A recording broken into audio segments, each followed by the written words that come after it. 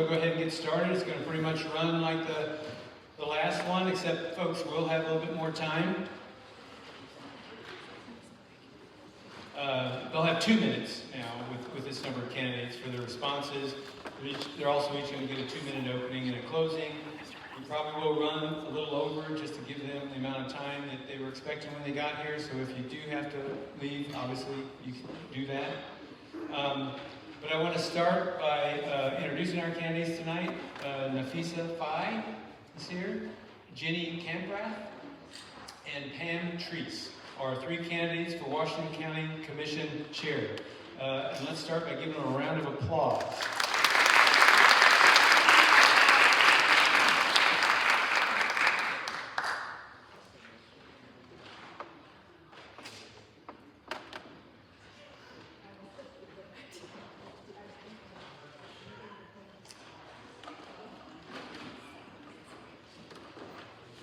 And then when you're ready, go ahead and start with your 2-minute opening. Nafisa, we'll start. Oh. Somebody left. Uh-oh. Somebody left their... The county needs a little bit of money. Should we check if there's a few millions in there?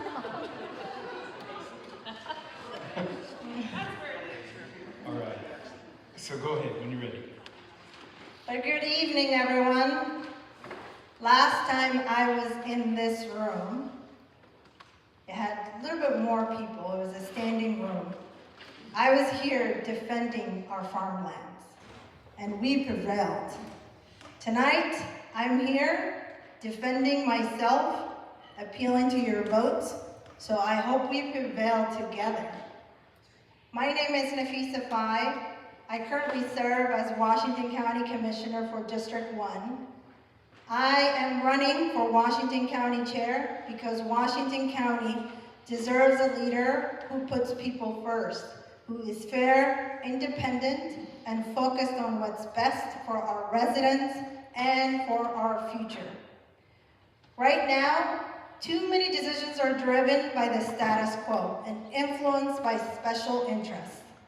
And as we see from Trump, there are people who want to bully local communities. There are people who want to buy influence or put themselves above accountability. Residents are feeling the squeeze, from housing costs to transportation to affordability.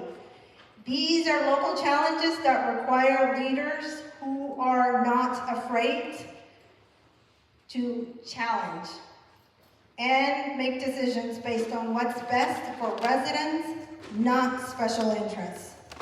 I am not swayed by special interests that are trying to influence here and shape our county's future without public engagement. I am independent and not afraid to stand up to Trump, to special interests, or to the status quo.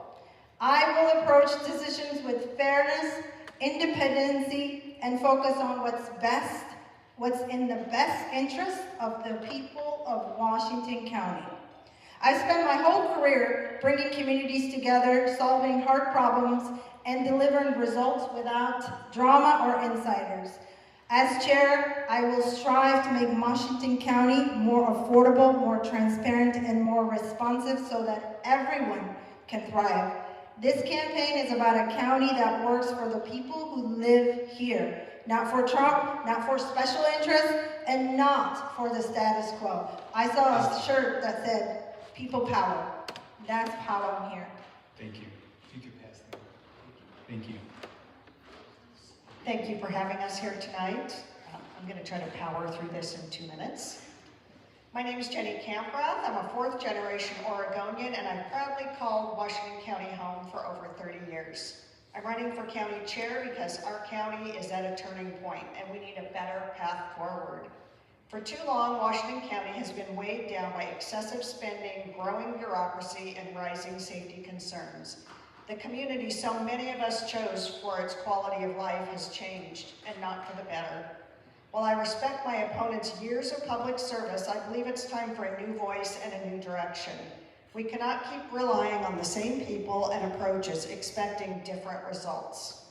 We need to move away from the tax and spend mentality and over-regulation and toward a future that prioritizes affordability, safety, and opportunity for everyone. Washington County should be a place where families can thrive, businesses can grow, and communities feel safe and secure again. But it will take bold leadership to get us there. I was raised to believe that real change happens when people are willing to step up and challenge the status quo.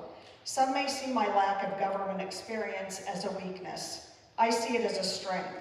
Policy and procedure can be learned. The grit, determination, and leadership it takes to create meaningful change cannot. I'm running as an outsider. Washington County deserves a leader who will listen, act, and deliver results. We need a renewed commitment to the people of this county, and if you're ready for real change, I stand ready to deliver it. Thank you. Thank you so much to all of you for being here tonight. And a special shout out to Indivisible for bringing this together, and to our moderator. My name is Pam Treece, and I am running for Washington County Chair. So, our next county chair will face a real test. Our biggest employers are downsizing, medium and small businesses are closing, people cannot find a home that they can afford. We've cut our budget 6 years in a row. This year and next year will be more of the same. And the federal government is focused on creating new problems for us rather than helping us solve the problems that we have. There will be no room for error for the next leader of the county. I've never backed down from a challenge, and I'm ready for this one.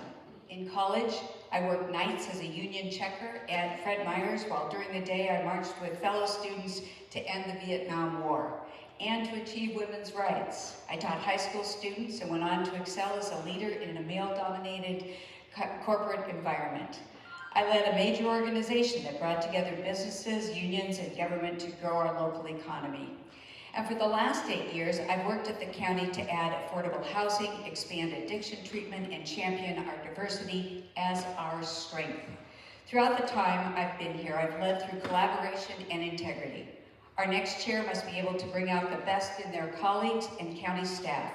I will never stop working to bring us together to achieve the results for our communities. The increasingly erratic actions of the federal government make clear that local economic resiliency is critical. Our county's annual budget is $2 billion and has a workforce of over 2,300 people. We need stable, experienced leadership because the consequences of failure are just too high. I know today's politics are divisive and some people don't want to hear about collaboration, but in my 8 years of public service, I can tell you genuinely, it's the only thing that gets things done. Thank you. There's a reason I have wide support of Washington County electeds. It's because I do work together, I solicit their opinions, and we will get things done together. Thank you. Thank you. Okay, first question, 1625746. This will go to Jenny, actually, you'll start, and we'll just kind of rotate through the beginning. 1625746.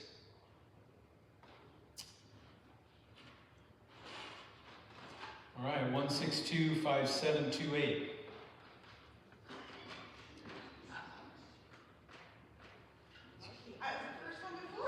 Oh, you can play the lottery today. It's rigged. I hope not. When in the previous questions, I heard a lot of conversations about not supporting large businesses, and I think about the impact that was had when Intel made cuts, and we saw job losses, and when we take away incentives from businesses, and they take their business away. So if we're going to cut support to large businesses, how are we going to encourage them to come here? How are we going to support the economy without large businesses?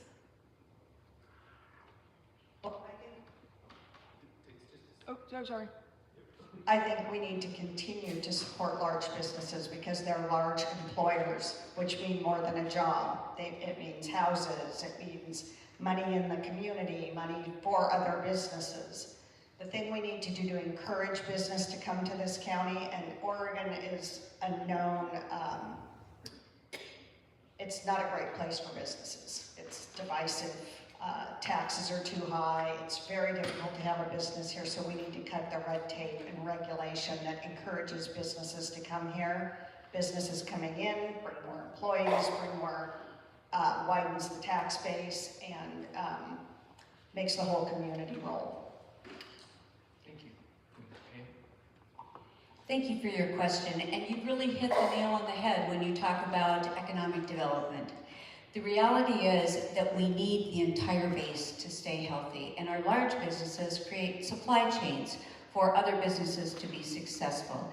One of the questions I had from a local business in Hillsborough was, when is the county going to bring back the employees full-time? Because we depend on them to be in our cities to come to our local businesses. That's a great question.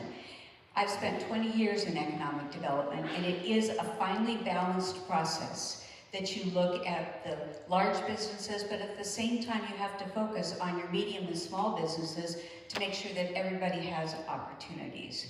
And that is that balance piece that's critical. We need to be able to recruit new businesses. We need to be able to retain the businesses that we have.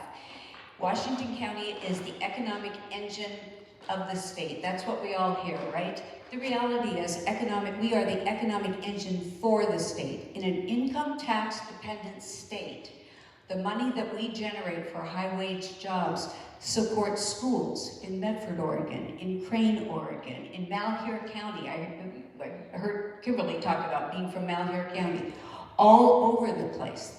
We need to continue to make sure that we can help support the state with our high wage jobs. I will be focused on manufacturing jobs. I will be focused on making sure that we create the economic resiliency here that we need locally and that we need for the entire state. Thank you for your question. Thank you. Thank you for your question as well. I think you were first, and you were first again, so we have questions for the. But I will say, I think at the heart of your question is, sort of what you get out of it is you're asking really, what is your platform, and how are you going to make Washington County economically competitive? For me, as chair, my focus is straightforward. I want strong public safety, infrastructure that supports economic growth, and housing production that keeps our workforce here. I firmly believe that people want to live where they work. But the housing that, if people can't afford to live in Washington County, if our roads are not safe to drive, if our infrastructure is facing critical deficits, we can have the best strategy to recruit businesses. They're never going to move here. So it takes a whole ecosystem to attract new businesses and to keep the businesses that we have. I don't believe in tax abatement and free taxpayers' money is going to keep anybody here. I think what we need is accountability and ensure that the whole system is supported. So make sure that our public safety is supported. Make sure that our infrastructure is strong. Make sure that we have housing productions that really keeps our people here and they can afford. So that's my commitment to you all when I'm chair, is to really make sure that Washington County is economically competitive and is the safest place and a place where everyone has the freedom and the opportunity to thrive. That's my commitment to you. Thank you. Next question, 1625747. 1625747.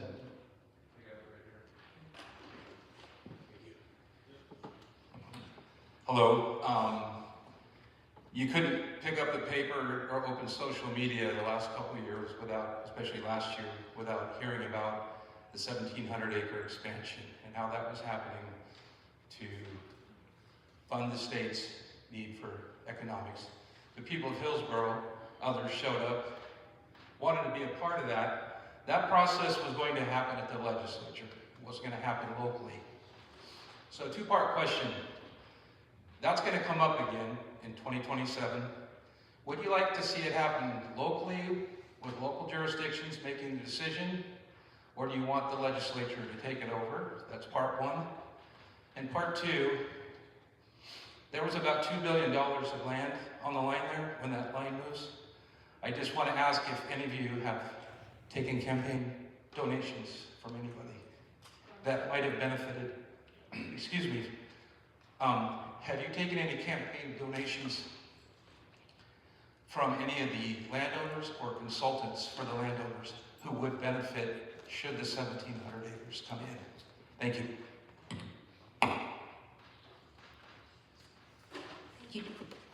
Thank you, Dirk, for your question. I appreciate it. And I think that the first question was, should the decisions be made locally or at the state legislature?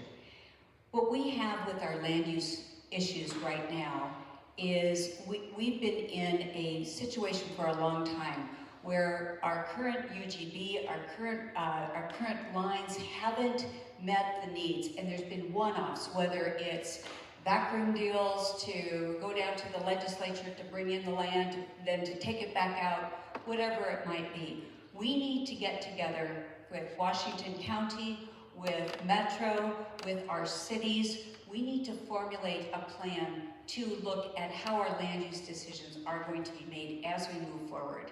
And I feel very strongly about that. I don't believe it belongs at the legislature. I don't believe it belonged at the legislature before. That's the situation that we put ourselves into by boxing ourselves into this world.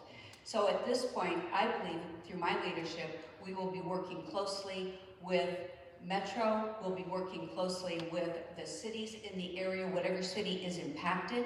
And also I believe that through working together with the mayors, we have the opportunity to come up with definite plans to relook at recommendations for the UGB and how that's formulated and how any changes are made.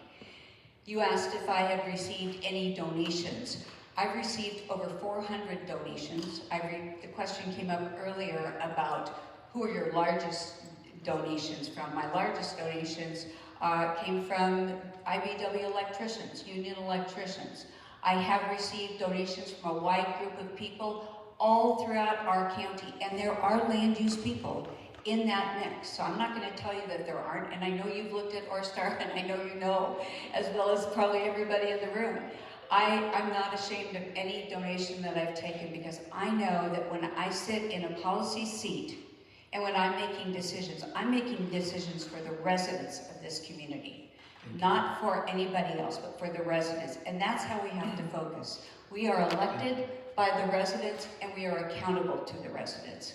And that is my belief, and that's how I firmly stand on any issues. I will say quickly, Thank you. Campaigns are expensive to run, though, and that's a problem that we need to address, and is being addressed. All right, thank you. Yeah, thank you. Nafisa. I'll answer your last question because it's the easiest. That's the low-hanging fruit. No, I have not received any donations from any of the members you mentioned and their affiliated associations. In terms of the 1,700 acre proposal, I really felt at that time, it's not something that I would not support if it came forward right now. Let's just say that. So not at this time, but I will have to figure out how do we solve this problem? Because this is a situation that started, I don't know if many of you are tracking the 2014 Grand Bargain. It was a whole process that so many people were left behind in that area. But at the end, there was a compromise that was designed out of that process. Since then, we've been back and forth of this situation. I think every time it comes up in Salem, it's referred to as a hot potato. I think we need to address it, and we need to be smart, and we need to have the hard conversations of how we resolve this.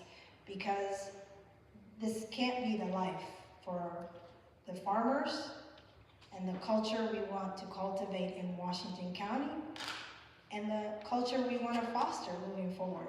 So to me, this is how I see the 1,700 acre proposal really put the cart before the horse.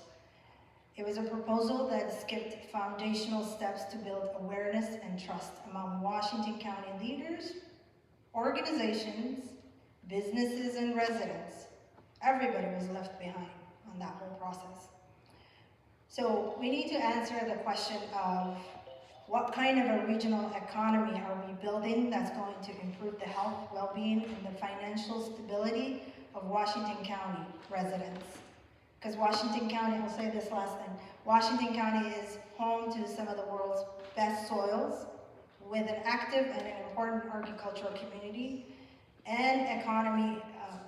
Washington County as a whole to world-class companies like Intel and Nike that have shaped technology and sportswear. So how do we support every pillar of our economy, and how do we look for win-win opportunities? That's where I'm at with that question that you asked, Eric. So more to come. Thank you. Ginny, did you? So back to the 1,700 acre issue. I believe, I actually agree with Commissioner Treece that it should stay a local issue. The county commissioners, the mayors who are involved, and the people. This issue started in the legislature with the bill, and it ended with the people fighting back against it and actually coming out ahead. I am a grassroots candidate. I believe the voice of the people is important, and that's what won out here. The urban growth boundary seems like a never-ending topic. Extend it, don't extend it, extend it here, don't extend it there, and it's something that needs to be dealt with very soon. If Washington County is going to grow, if we're going to bring businesses here, we're going to need growth, smart growth, and it needs to be weighed carefully. And I do not believe that we need a data center on 1,700 acres of prime farmland. There's too many unknowns about it for our community. And as far as taking donations, I don't have any donations from anyone related to this. They're from friends, family, mostly within Washington County. I also did not seek any large endorsements because I want to come into office with a clean slate and not owing any favors to anyone. Thank you. All right, next question, 1625741. This one, Nafisa, we'll start with this one. So my question is pretty simple. We've seen a lot of, not just federal overreach, but violence in achieving that federal overreach. What is your plan to use the responsibility of the county jail to prevent violence in the process of federal agents going about their business? Thank you. Thank you for that question. It's been a really hard time. I think in Washington County, we bore the brunt of the ICE destruction. We know people who are not coming back to their family members. We don't know where they are. We know some that are in detention centers. We know some that got deported, and we know some that have lost their lives. And all of these people that I'm talking about all live in District 1 and throughout Washington County, the current district that I represent right now. So I feel the pain in that question, and I did everything in my power to be that defense mechanism from the federal administration. I really do believe that when the federal government declares war on its people, the local government has a role to play. And I do believe that role is to be that defense mechanism And I wanted Washington County to be that defense mechanisms. And that meant insisting that we are going to follow the state sanctuary laws. We did not. Because again, to pass anything, you have to have two other people to agree with you. I insisted that we will not rescind the equity resolutions and that we will not comply with these lawless executive orders that the federal administration was passing left and right. That said, no gender ideology. What does that even mean? We're not going to do DEI. What are you talking about? Right? So you have my commitment as chair to rally my colleagues and to see the humanity and to see the pain and suffering that exists in Washington County, streets of Washington County, and to bring people along. But the good news is the board is going to look different. So I'm excited. Thank you. I think I missed a little piece of the question. Was it something about the jail, did you ask? I'm asking mostly about how you prevent, we've gotten the supremacy clause saying that we can't prevent these federal agents from acting as they ought. How do we prevent them from being violent? So I will say that I believe in the rule of law. I believe that as a county commissioner, you should represent everybody in the county, not just part of the county. Federal agents are acting, their job is to act to enforce laws that are put forth by Congress. That's what they're doing. Whether you like it or not, they are defending the laws put forth by Congress. If you don't like it, you can call your congressman, or you can run for office and go to Washington, D.C. and try to change it. I don't think that at the county level we have any say in how the officers, you say they're violent.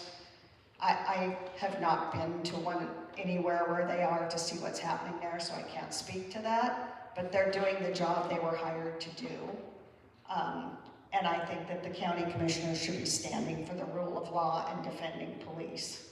That's what they're here for, is to make us safer. And I think a lot of the sanctuary laws keep us from being safer. When criminals are let out of jail, whether they bail out or serve their time and they're not picked up, then we've got criminals walking our streets that are going to victimize people in Washington County. That doesn't make us safer. Thank you. Thank you. Okay. Thank you for your question. Make no mistake, Washington County has experienced violence at the hands of ICE on our streets. There's no question about that. We've seen it, we felt it, we know it. Commissioner Fai brought to the county a resolution and around emergency declaration. I supported that emergency declaration both for SNAP benefits and for immigrant and refugee services. Commissioner Fai was the right person to bring that forward. She is an immigrant, she is a refugee. It's important that we, and as chair, I will always recognize who is in the right position to represent the corners of our community. They're vital. Commissioner Fai did a great job there, and I supported it, and I support what she says. We don't always disagree on everything, but in that case, I believe leadership is about making sure that you are dealing with the pain, the reality of what's happening on the streets, and you have your best foot forward. And in that case, it was Commissioner Fai. I also want to go further with this and say, we are in a situation where we are dealing with interactions at the federal government in public health. We're dealing with interactions with the federal government around the contracts that we sign. We are so distracted by the barriers that have been put forward by the federal government that we have to be very careful as we spend our resources in relationship to addressing those issues. So my eyes are all over this. And it's important that as the chair, we look at these things and we adequately address the issues, whether it's where the boundaries are for the supremacy clause that you brought up, or whether it is how we sign our contracts and how we address the issues so that we can stay compliant, but at the same time receive the federal dollars that we have to serve our residents. Thank you. Thank you. This next one will be for Katie. So 1625744. 1625744.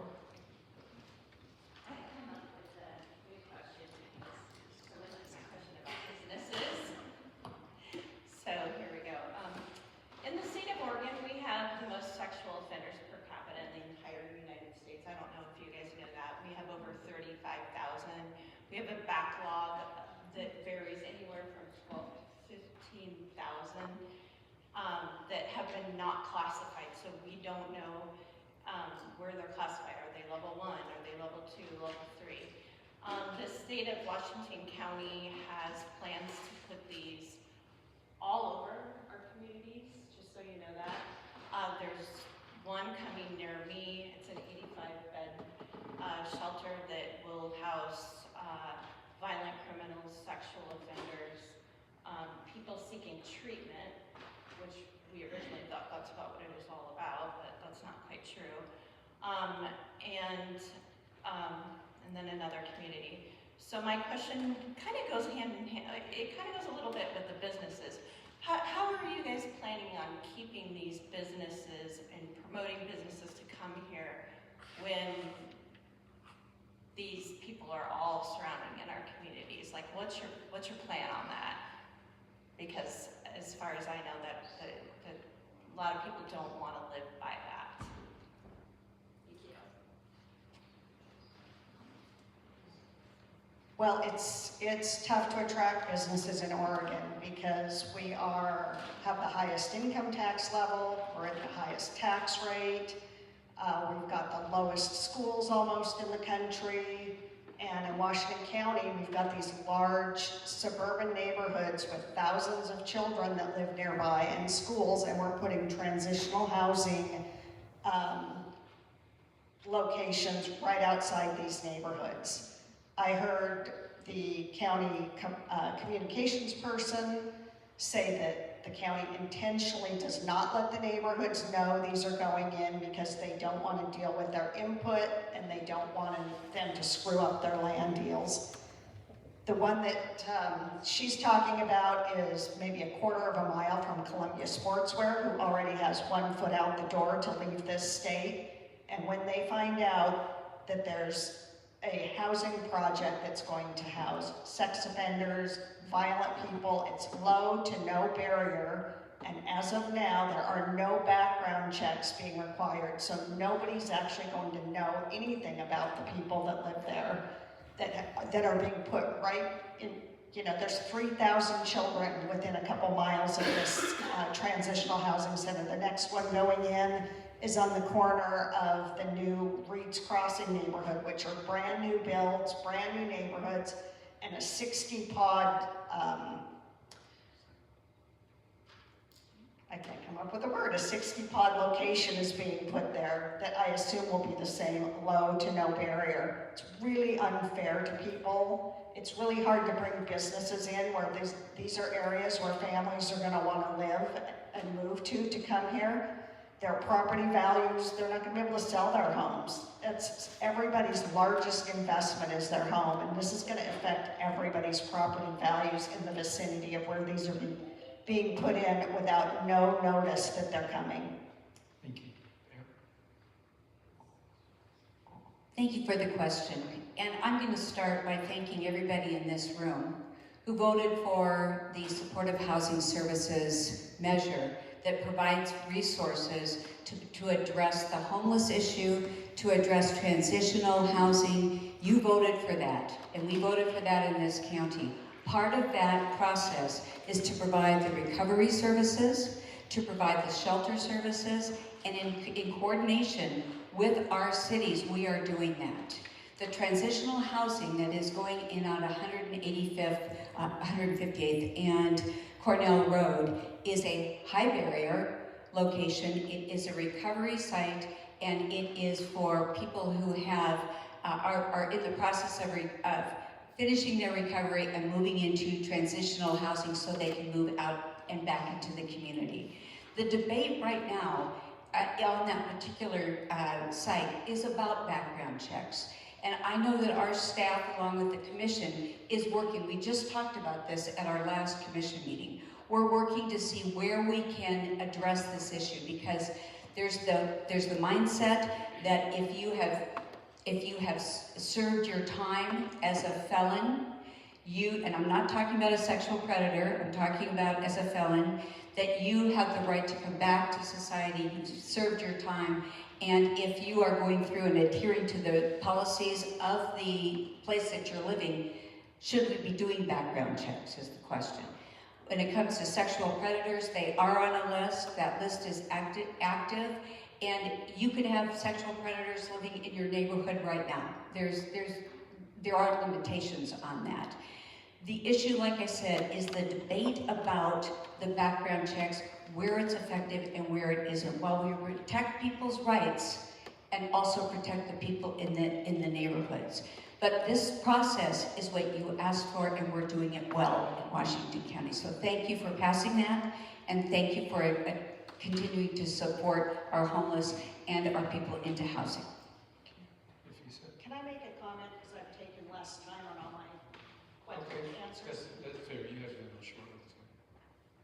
The question is, the neighborhood is not about trying to stop this location. It's about the fact that A, they were not told it was coming, it was kept a secret from them, and they're not being listened to. They're asking for some guardrails and boundaries so that they have the right to speak out about their own community and what they feel is safe for their own community. And she is correct about sex offenders. There are 16 to 18,000 of them that are unclassified in this state. So when you say, that's not going to be an issue here, it is an issue. Thank you. Nafisa, your 2 minutes. Thank you. Thank you for your question. And I can tell you two things. Washington County is the most diverse county in Oregon, and we're very proud of that.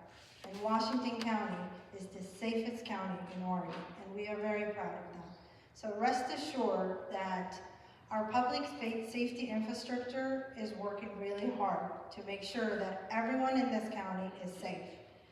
In terms of the number you shared around sex offenders, I'm not aware of that number, but you have my commitment to double check and have a conversation with not only our sheriffs, but also our DAs, because we really have a good public safety infrastructure, people who are working really hard. In terms of the homeless issue that was layered with your question, I myself don't believe that anybody should use the streets as a waiting room for housing. We have to figure out a way to shelter people. And thank goodness, many of you are contributing and we're using your taxpayers to ensure people are housed in a respectful and dignified way. And some of those ways are, you might have to purchase a hotel that could be near one of your houses, and we have to turn it into a housing. Sometimes it could be a church, because people with faith have been the most kindness. When the Trump attack or the pandemic, the faith community showed up in critical number, supporting people who are in need of help. So if they offer their parking lots to say, hey, Washington County, do you have money in your bank account that you can deploy? Here's a parking lot. Can you close that encampment and end homelessness and use my parking lot in the meantime? Why not?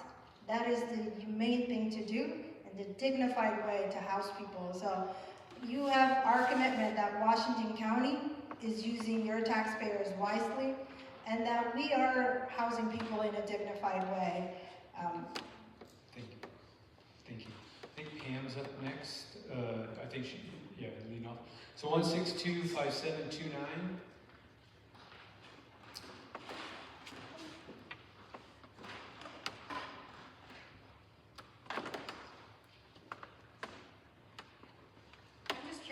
know. We hear a lot about people that running to, you're here for the people, you're here to listen to the people. So I'm curious to know how you are planning to ensure that there is transparency from the commission. I feel like maybe that under our last chair there wasn't quite as much transparency as we all would have liked, as well as not just saying you want to be ones that listen to the constituents, but that they're actually doing it. Thank you for your question. And could you turn around one more time? More loving, less judging. Speaking of t-shirts, that's a great one. Thank you. I think that what's important about transparency is that the people that expect it think that they're getting it. And that's, to me, that sounds pretty simplistic. But we've worked hard in the last 8 years that I've been on board to address transparency issues. When I first came, we didn't post any of our agendas on the website. We didn't have any information ahead of time for people to understand what we were doing at work session. That changed. We have had public dialogue in the open. I don't believe that we have had, through our leadership at Washington County, the type of openness to variety of thought that is required from a county chair. And what I mean by that is someone who can honestly listen, who can honestly take in, and can work with others to come up to a collaborative end. That may not be in the definition of transparency by what's written down and displayed to the public, but it is the intent of transparency. It's being able to be open, be receptive, listen, whether we're talking about transitional housing on Cornell, or if we're talking about data centers, if we're talking about land use, is being willing to be there and be interactive in that public space. I commit to that. I believe strongly that we don't get to the right answer without collaboration, and that's the place that I come from. I will always commit to making sure that if we're not being transparent in your definition, tell me where it is and we'll address it. And I think that's the important part. So thank you for the question. Nafisa? Nafisa's next, and then we'll go back to you. First time I ran for Washington County Commissioner seat, a lot of people didn't know what a county commissioner did. They honestly didn't know how to reach out. Accessibility and transparency was the number one problem I've heard, and the need and request to prioritize that's what I heard. And I made a commitment to ensure that Washington County was accessible and transparent to everyone. I instituted a monthly town hall so that I'm accessible to the community members, and I'm being transparent of the decisions that I've made that they may not have been able to attend or be able to track. Let them know some of the issues that we're discussing. I've held, since 2021, monthly town halls, constituent coffees, and civic engagement. So you have my commitment to ensure that Washington County is accountable and transparent to the people of Washington County. And anytime there's a controversial issues, I always on the dais say, email me whatever records you're looking for, and I'll get it to you. So I will continue to push for transparency, and if there's any of you that feel Washington County, the Board of Commissioners, aren't being transparent on any decisions, one of the things I like I'll celebrate the current board I serve, is that we don't make decisions behind closed doors. We come and discuss those decisions. And I say this as somebody who pushes for transparency and government accountability. So you have my commitment to continue to push for transparency, and please reach out if any of you feel that Washington County isn't being transparent. Thank you. Jenny? I'm going to go back to the Cornell Road issue because it's a perfect example where there's no transparency. That was a behind the door, behind closed doors decision to put that transitional housing center there. The people were not told about it. They didn't know until it was a done deal. The property was bought and they had no recourse whatsoever. That's how the county operates. This isn't the only issue that gets handled that way. And the other part that I will say is I've been to many, many commissioner meetings and I've watched many online, and you get your 2 minutes or your 5 minutes to speak. And I've watched other counties as well. Our commissioners have no dialogue whatsoever with people who come and testify. It's like they're sitting up there like stone. Your 3 minutes, your 2 minutes are up, thank you. I just heard somebody yesterday testifying that their daughter was sexually abused and they're concerned about having sex offenders on their corner, and not a word is said by anybody. There's no interaction whatsoever between the commissioners and the people who are taking their time to go have their voices heard. I think that has to change. As the leader of this commission, I will change that. We will have dialogue with people in real time, not behind closed doors, not through emails or anything else. People are there to be heard, and they deserve to be heard. Thank you. All right, thank you. Well, with that, I'd like to give, we're just a little over time now, so I'd like to give each candidate 2 minutes to kind of sum up their positions and make their best case. So, who's next? It'd be Nafisa. Yeah, I think would you know?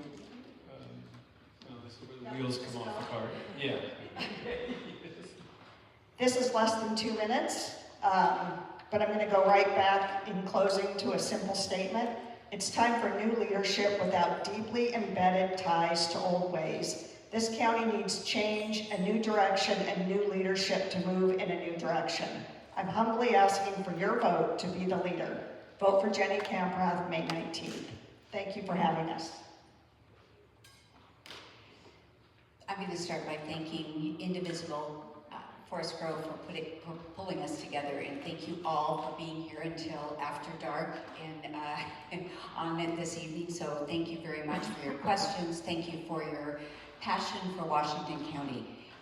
That is what will make the changes that we need to make in Washington County. I'm going to reiterate my positions. First of all, I really feel strongly that we need economic resiliency in Washington County. My focus will be on economic strength. That's the only way that we're going to be able to get out of the budget issues that we face. We have to be able to grow our job base. We have to be able to make sure that people have high wage jobs, and that we can fund the needs for the county through that process. And with my background in economic development, I have the means to do that. The other thing that I believe strongly is that we need to be clear about our housing needs. We need affordable housing, we need workforce housing, and we need to continue to address our homelessness issue. We're on the right path, but our SHS funding is going to expire during the time of the person you elect for this seat. You need to be thinking about what person can help negotiate what the future will look like for Washington County when that expires. The other piece is, lastly, we need to really focus on public safety. We are a very safe community because we make an effort to be. But we're not necessarily safe for all of our residents. And for those residents that don't feel safe, we need to be able to address that as well.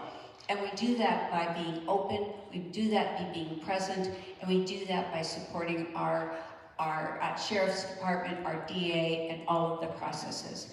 Those are the three things that I want to focus on, as well as continuing to build relationships, to work together through these issues, and to bring our commission together as a team to work positively. Thank you. Nafisa? Thank you. Thank you to the organizers of this event. This was really wonderful. We really appreciate you making this happen and facilitating democracy. County government helped my family when we first arrived in this country as refugees from Somalia. That experience drives my commitment to build systems that work efficiently and predictably for every resident and businesses alike. I am the best candidate for Washington County Chair because I spent my whole life leading with courage, fostering collaboration with commitment to results that strengthen our communities. True leadership is not about putting your head down or avoiding difficult or uncomfortable decisions. It is about taking the actions necessary to protect our residents and advance freedom and opportunity, even when those decisions are uncomfortable or leave you standing alone. Please vote for Nafisa Fai for Washington County Chair. And don't forget to register, by the way, to vote. Next week is the end of 28th. All right, well, please thank our candidates for tonight.